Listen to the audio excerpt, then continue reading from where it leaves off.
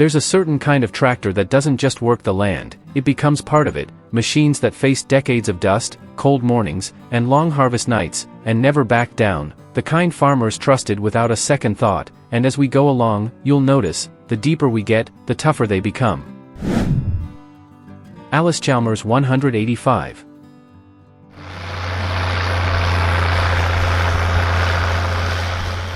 You could spot it from the edge of the field before you ever heard it, that unmistakable Persian orange catching the late afternoon sun. The Allis-Chalmers 185 wasn't built to show off, it was built to work, day after day, season after season, without asking much in return. Introduced in the early 1970s, it carried around 63 horsepower at the PTO, just enough to handle a 5-bottom plow or a square baler without feeling pushed. It had a steady, confident pull to it, not aggressive, not loud. Just dependable, the kind of tractor you'd trust to finish a long windrow as the sky turned gold and the air cooled down. Farmers appreciated its simplicity. The diesel engine started honest. Even on those colder mornings when breath hung in the air, controls were straightforward. Maintenance was something you could handle yourself in the barn, with a few tools and a bit of patience. It wasn't trying to impress anyone, it was trying to last. Back then, it sold for somewhere around $8,000. Depending on how it was set up, for many families, that wasn't a small number. It meant planning, saving, and believing this machine would carry the farm forward for years, and more often than not, it did exactly that. Even today, you'll still find a 185 out there working a small acreage or pulling its weight on a second-generation farm, faded paint, worn seat, but still showing up when it's needed. And if that kind of quiet reliability feels familiar, there was another machine, built in a different shade of blue, that took that same promise just a little further. Ford 7000.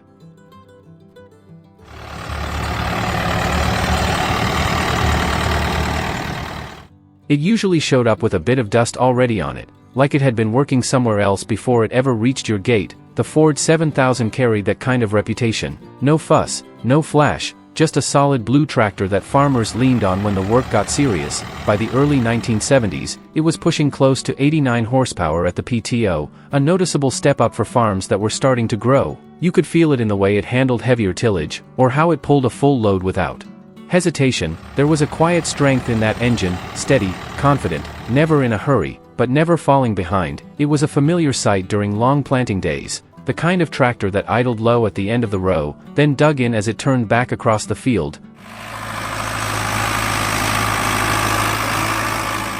The cab, if it had one, was simple, but welcome when the wind picked up or the dust got thick, and when something needed fixing. It didn't take much more than a good set of wrenches and a bit of know-how passed down from the last generation, somewhere around $10,000 when new. Give or take the setup, it wasn't an easy purchase. For many farmers, it meant stepping into bigger ground, taking on more acres, and trusting that this machine would carry the load. And for a lot of them, it did, season after season, without complaint. Even now, you'll catch a glimpse of that blue hood moving slow across a field, still earning its keep long after most would have called it done. But before tractors grew into that kind of power, there was a smaller machine, quieter in presence, that proved you didn't need size to earn a lifetime of trust.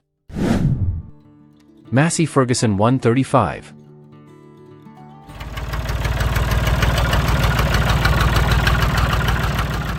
It didn't take much space in the barn, and it never asked for much out in the field, but once you put your hand on the wheel of a Massey Ferguson 135, you understood right away. This was a tractor built to stay. Introduced in the mid-1960s, it carried around 45 horsepower at the PTO, often from that smooth-running Perkins diesel that farmers came to swear by. It wasn't about pulling the biggest plow, it was about doing 100 smaller jobs, day in and day out, without ever missing a beat. Raking hay in the summer heat, grading a driveway after a hard rain, feeding cattle before sunrise. The 135 just fit into the rhythm of farm life. There was something honest about the way it ran, a soft, steady engine note, easy on fuel, easy on the ears. You could climb on in the morning, turn the key, and trust it would fire up like it always had.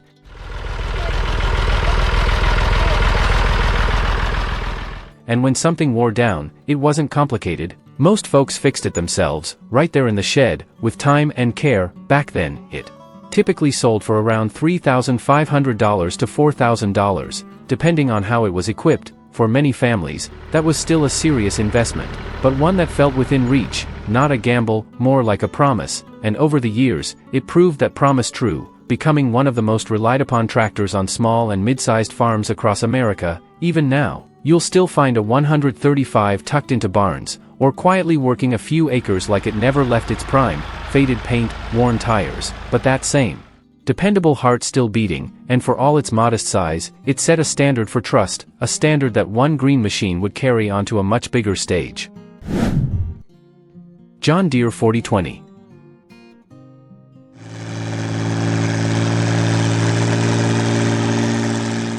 You didn't have to see it to know it was there. That steady diesel rhythm carried across the field, echoing off a line of trees, and somewhere in the distance, a John Deere 4020 was doing what it had done for decades, working without complaint. Introduced in 1963, it brought around 95 horsepower at the PTO, a serious step forward at the time, but power wasn't the whole story. It was how smooth it felt, how it pulled like it understood the soil beneath it, whether it was turning heavy ground in the spring or running a baler through long summer evenings. The 4020 had a way of making hard work feel steady, almost predictable. Farmers trusted it because it didn't surprise you. The engine started clean, the hydraulics responded without hesitation,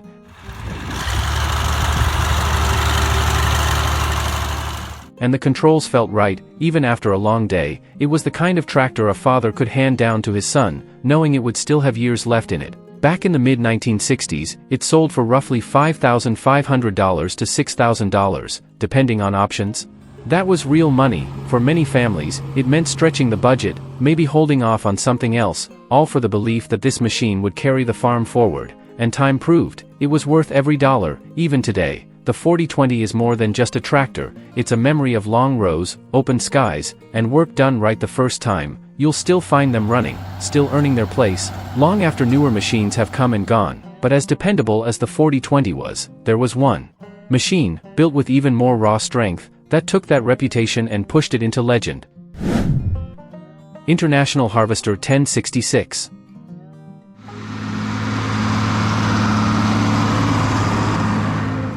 By the time it showed up, farms were changing, getting bigger, demanding more, and the International Harvester 1066 didn't ease into that moment. It met it head-on, with a kind of strength you could feel the second it pulled into the field. Introduced in the early 1970s, it brought roughly 125 horsepower at the PTO from that deep, hard-working turbocharged diesel. But what people remember isn't just the number, it's the way it delivered it. When the load came on, the 1066 didn't hesitate, it dug in, settled down, and just kept pulling. Big tillage, heavy discs, long days that stretched into the dark. It handled it all like it was built for nothing else. There was a presence to it, too, that red hood, the squared lines, the sound of the engine under load. It didn't fade into the background, it became the center of the operation.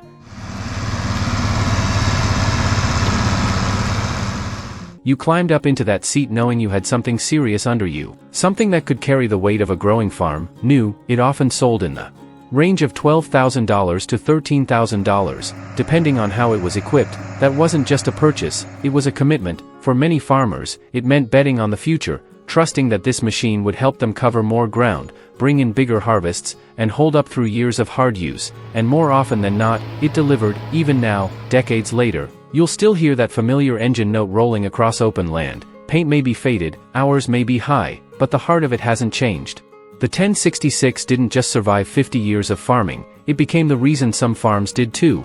Out in those fields, time moves a little differently. Seasons come and go, paint fades, metal weathers, but some machines just keep showing up, not because they have to, but because they were built right the first time. These tractors weren't perfect, they rattled, they leaked a little oil, and they carried the marks of every hard year they worked through. But that's exactly why they mattered. They earned their place, one field at a time, one generation after another. And maybe that's the real story here. It's not just about steel and horsepower, it's about trust, about early mornings, long days, and the quiet understanding between a farmer and a machine that never let him down. Because in the end, the tractors that survived 50 years of hard farming didn't just endure the work, they became part of the family that did it.